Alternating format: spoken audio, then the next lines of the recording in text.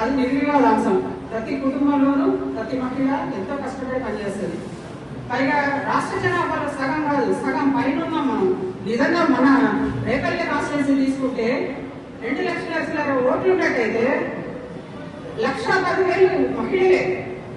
కాబట్టి మనం నిర్ణయాత్మకంగా మారి మన కనుక చక్కగా మంచి ప్రభుత్వాన్ని ఎన్నుకుంటే మనకు సమానత్వం అక్కర్లేదు, మనందరం మనమే సమానత్వం సాధించుకోగలం. అప్పుడు ఏ రిజర్వేషన్ లేదని నేను అంటాను. నిజంగా చూడండి, ఇప్పుడు 2 లక్షల ఓట్లలో 1,10,000 మహిళలు ఉంటే రేపల్లిలో జెంట్స్ అయిపోయినా లేడీస్ కరెక్ట్ గా ఓటింగ్ వేస్తే వచ్చి తీరుతుంది ఒక మంచి ప్రభుత్వం. ఆ మంచి ప్రభుత్వం ఏది?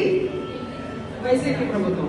కాబట్టి అందరూ ఆ విధంగా వైసీపీకి ఆ ప్రభుత్వం వచ్చే విధంగా మీరందరూ కృషి చేయాలని, ఆ పాటలో మనందరం నడవాలని కోరుకుంటూ నాకు ఈ అవకాశం ఇచ్చినందుకు మీ అందరికీ నేను కృతజ్ఞతలు తెలుపుతున్నాను.